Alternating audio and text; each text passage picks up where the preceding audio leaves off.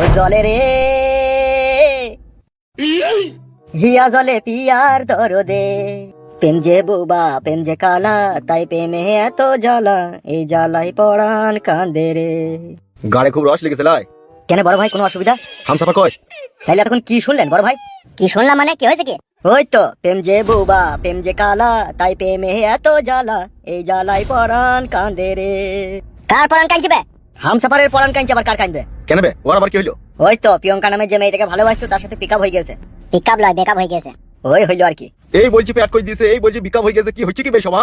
हमको कुछ भी मालूम नहीं है बड़ो भैया, जिन्होंने क्या है उसको भी मालूम है। বোকা চোদা, আমি হিন্দি বুঝি লাইবে, বাংলা বলবে?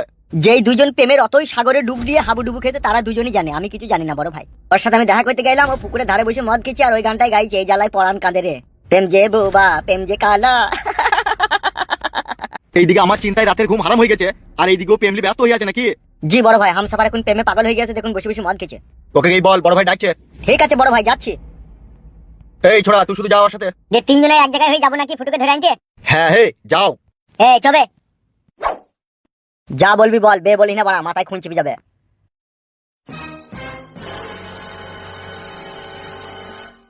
এই শালো দেখে বসে বসে খাওয়ানোই হচ্ছে, একটা কাজের কাজ কিচ্ছু করতে পারছি না। ওক ওক ওক ওক ওক ওক ওক ওক ওক ওক ওক ওক ওক ওক।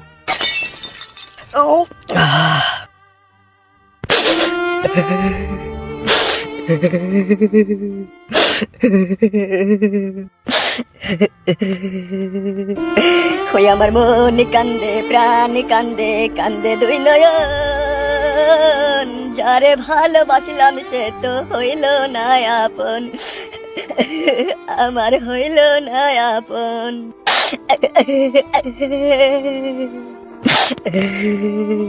ছল চাতুরি তার হৃদয়ে ছিল বড় বেশি, সে আমারে ভুই লাগিয়া করিল রে দোষী, ও সে করিল রে দোষী।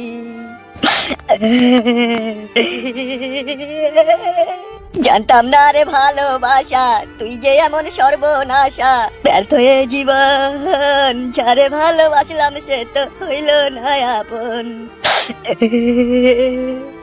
কলঙ্কিনী মনটা যে তার রাতের মতো কালো, জানলে তারে কোনো দিন বাঁচতাম না রে ভালো, আরে বাঁচতাম না রে ভালো। হায়রে নিঠুর ভালোবাসা, মিটলো না রে প্রেম পিপাসা, হে কেমন জীবন। ওই আমার মন কান্দে প্রাণ কান্দে, কান্দে দুই নয়ন, যারে ভালোবাসলাম সে তো হইল না আপন।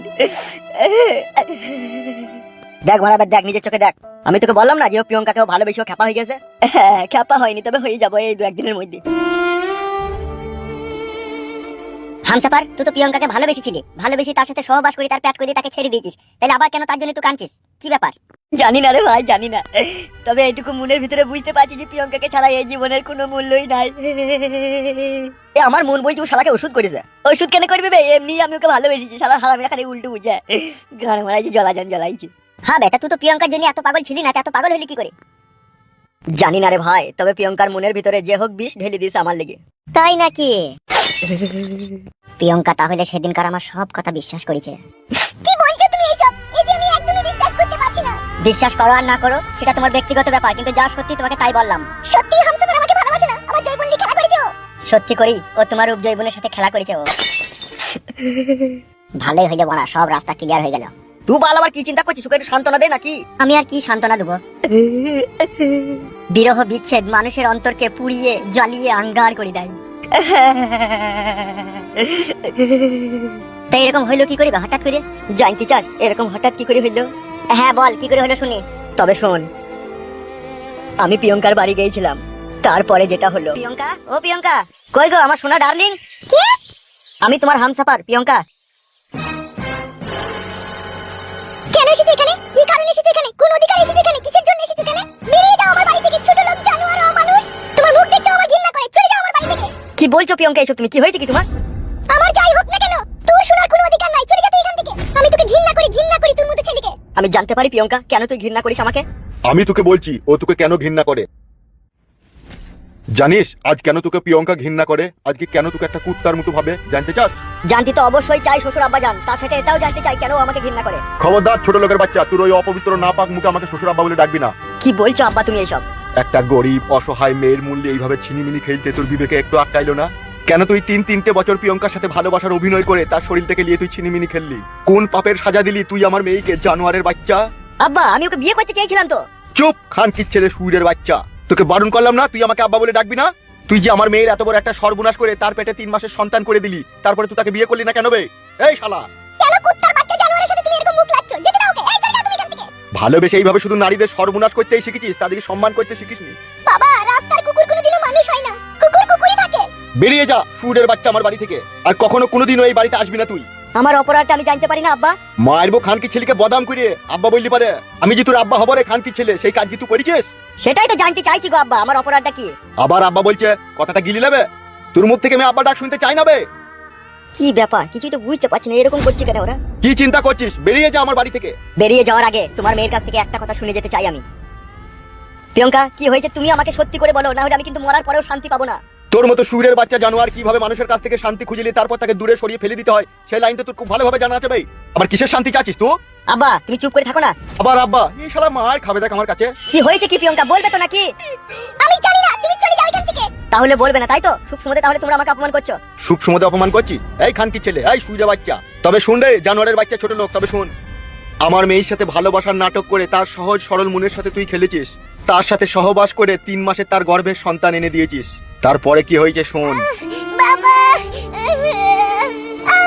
আমা, বাবা, বাবা, কি হয়েছে রে মা তোর? বাবা, পেটে কি যন্ত্রণা করছে বাবা? সে কি রে মা, তোর পেটে কি করে যন্ত্রণা হলো? ছোট ডাক্তারের কাছে যাবো। লাগছে বাবা, বাবা, উঠ মা, উঠ ওখান থেকে উঠ। বাবা, চো মা, চো চো চো, তোকে হসপিটালে যাবো, চো। বাবা, চুপ কর মা, চুপ কর, চুপ কর। কি যন্ত্রণা করছে বাবা?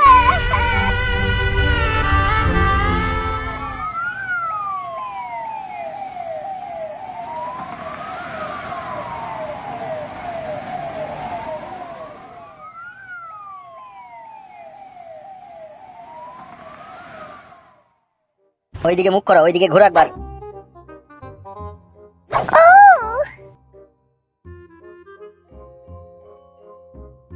6 মাসের টিটেনাস ইনজেকশন দিয়ে দিচ্ছি, তবে একটা ছবি করে নেবেন বুঝলেন? পেটে ছবি করতে হবে ডাক্তার বাবু? হ্যাঁ পেটের তো একটা ছবি করতেই হবে এখন, তার কারণ বাচ্চাটা কিরকম আছে না আছে সেটা একবার দেখতে হবে না? বাচ্চা? কিসের বাচ্চা? সে কি আপনি জানেন না? কি? আপনার মেয়ে তো প্রেগনেন্ট। এই কি কথাবার্তা ডাক্তার তোমার? এখনো আমার মেয়ের বিয়েই হয়নি, এখনো আমার মেয়ের বিয়ে হইল না আর আপনি বলছেন প্রেগনেন্ট? আপনি কি ডাক্তার না কম্পাউন্ডার? আমি ডাক্তারই, এমবিবিএস ডাক্তার। কি রে মা ঝুমা, এসব ডাক্তার কি বলছে? বাবা, ডাক্তার যা বলছে ঠিকই বলছে। এসব কি বলছিস কি তুই? কে এসব করলো তোর? হামসাফারকে আমি ভালোবাসতাম বাবা, হামসাফার করেছে সব এইসব। ছি ছি ছি ছি ছি, কি কাজ করছিস রে তুই?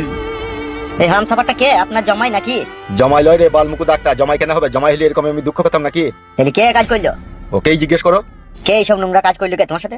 একজনকে আমি ভালোবাসতাম, সেই করেছে এরকম। তো সে তোমাকে বিয়ে করলো না কেন? ও আমার সাথে বেইমানি আর বিশ্বাসঘাতকতা করেছে, ও আমাকে বিয়ে করবে না বলে দিয়েছে। তাহলে এখন কি করবে? বাচ্চাটা যে পেটে এসেছে বাচ্চাটাকে কি নষ্ট করে দেবে? এছাড়া আমার কোনো উপায় নেই। তোর মা মরে যাওয়ার পর থেকে তোকে আমি ছোটবেলা থেকে কোলে পিঠে করে মানুষ করলাম, তোকে আমি নিজে না খাইয়ে তোকে খাওয়ালাম, আমি না নিজে ঘুম পাড়িয়ে তোকে ঘুম পাড়ালাম, সেই ভালোবাসার এই প্রতিদান দিলি তুই? আমি বুঝতে পারিনি গো বাবা, ও আমার সাথে এইভাবে বেইমানি করবে। এখন কি করবি? এখন তো তোর মরা ছাড়া আর কোনো রাস্তা নাই, এখন আর তোকে কেউ বিয়ে করবে বল? আর আমি বা এই সমাজের লোকের কাছে কি করে মুখ দেখাবো বল? তুই যে এরকম নোংরা কাজ করে ফেললি, আমার মান সম্মান হারিয়ে দিলি। কাকা বাবু উত্তেজিত হবেন না, আমি একটা কথা বলবো। তুমি আর কি বলবা ডাক্তার, ও তো যা করার করেই দিয়েছে। মেয়েদের এই সরল মনে সরলতার সুযোগ সব পুরুষ মানুষই নেয়, তাই বলে আপনার নিজের মেয়েকে আপনি মেরে দিবেন? এই ভুলটা কখনোই করেন না কাকা বাবু, ঠিক আছে? আমার কাছে ওষুধ রয়েছে বাচ্চা নষ্ট করার, এই ওষুধ খেলে ওর বাচ্চাটা অটোমেটিক্যালি নষ্ট হয়ে যাবে। যে কলঙ্কের দাগ ওর মাথায় লেগে গেল সেটা কি আর উঠবে কখনো? সেটা তো আর উঠবে না, কিন্তু আপনার মেয়েকে তো বেঁচে থাকতে হবে বলেন। ছি ছি ছি ছি ছি, একবারও চিন্তা ভাবনা করলি না রে তুই? ওসব চিন্তা ভাবনা করে কোনো লাভ হবে না। আমি ওষুধ দিচ্ছি, ওষুধটা বাড়ি নিয়ে গিয়ে খাওয়াবেন, 4 দিন খাওয়াইলেই বাচ্চাটা অটোমেটিক নষ্ট হয়ে যাবে। এই না ওষুধটা ধরো, এই ওষুধটা 3 দিন খাবে, রাত্রে খাওয়ার পর 1 মুঠি করে খাবে। ঠিক আছে ডাক্তার বাবু। আর একটা কথা শোনো, বয়স হয়েছে, এরকম ভুল কাজ আর করো না, ঠিক আছে? ছেলে মেয়েরা যদি কখনো অন্যায় করে তো বাবা মার যে কি কষ্ট হয়, যতদিন না তুমি বাবা মা না হবে ততদিন তুমি বুঝবে না। তুমি যে এত বড় একটা অন্যায় করেছো, এতে যে তোমার বাবার কি কষ্ট হচ্ছে সেটা তোমার বাবাই জানে। তুমি ওকে একবার বলে দাও ডাক্তার, যেন ওই ছেলেটার নামও বেঁচে থাকতে কোনোদিন ওর মুখে আর না লিয়ানে। ও নাম আমি কোনোদিনও মুখে আনবো না বাবা। ওকে 7 জন্মের মতো আমি এই মন থেকে ওকে ঘৃণা করলাম। আর আপনাকেও বলছি একটা কথা, কি বলো? দেখে শুনে এবার আপনি আপনার মেয়েটার গোপনে বিয়ে দিয়ে দেন। হ্যাঁ, সে তো গোপনে বিয়ে দিতেই হবে, ও যা কাজ করেছে। আর এই কথাটা বারবার আপনার মেয়ের সামনে আর বলেন না, ও তো অন্যায় করেছে, ও তো স্বীকার করছে, আপনি আর বারবার বলছেন কেন? আমি আর কখনো কোনোদিন অন্যায় করব না বাবা। ওই খানকি ছেলে শুয়ে বাচ্চাকে একবার জন্মান্তরের মতো মন থেকে মুছে দে। দিয়েছি আব্বা, মুছে দিয়েছি। আর গালাগালি করে না, ও যা কষ্ট পেয়েছে ও এমনিতেই ওকে মন থেকে ঘৃণা করে। বুঝতে পেরেছিস তো তুই আমার মেয়ের জীবনটাকে নিয়ে কিভাবে ছিনিমিনি খেলেছিস? বেরিয়ে যা শুয়ে বাচ্চা, তুই এখান থেকে, তোর মুখ দেখতে চাই না আমি। বেরিয়ে যা তুই। চলে যা তুই আমার বাড়ি থেকে। যাওয়ার আগে তোমাকে একটা কথা বলে যেতে চাই প্রিয়ঙ্কা, আমি আজও তোমাকে ভালোবাসি। বেরু খানকি ছেলে শুয়ে বাচ্চা, তুই ভালোবাসা মানে তো লাগানো বে। এই কুত্তার বাচ্চা, চলে যা না তুই। কেন এরকম করছিস কেন? বেরিয়ে যা অমানুষের বাচ্চা আমার বাড়ি থেকে।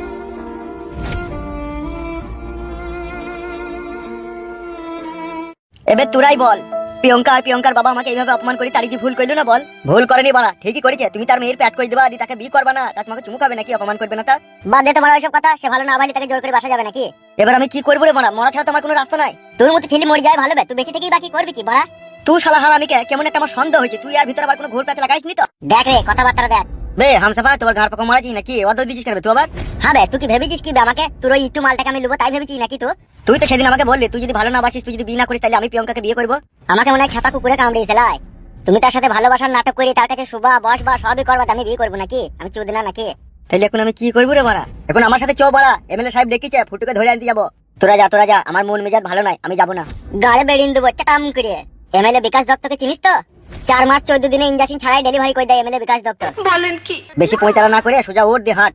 এ তো বড় মহা যন্ত্রণায় পড়লাম রে আমি। এই তো সবে শুরু, বুঝবা গুরু বেলা হইলে। দেখুন আমাকে কোথায় যেতে হবে? কোথায়? আমাদের সাথে চো। কইছো হেদা চো।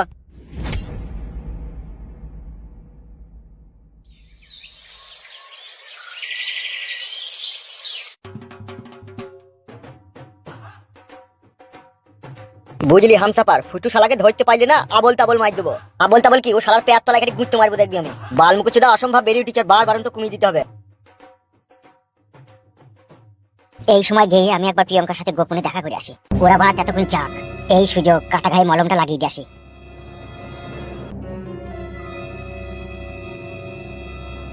মাথার উপরে বিষ উঠে গেছে আমার। মাং মারানির ভাই ফটকে, তোকে যদি পাই তোকে আচার বানিয়ে ছাড়বো। এখন ওকে বাড়িতে গেলেই পাবো তো কালো। কি বে, ও এখন থাকবে তো বাড়িতে? কি বে, কিছু বলছিস না কেন? আরে শালা কোথায় গেল বেশি আবার? কোথায় গেল বল দেখিনি? সে কই রে বাড়া, দেখতেও তো পেছি না, কোথায় গেল? কোথায় সে শালো? গুদমানি ভাই বিশাল বৈদ্য ছেলে, গেলই বা কোথায়? পেছি পেছি তো আসছিল। হ্যাঁ তা গেল কোথা? এখন তাহলে কি করবি বল?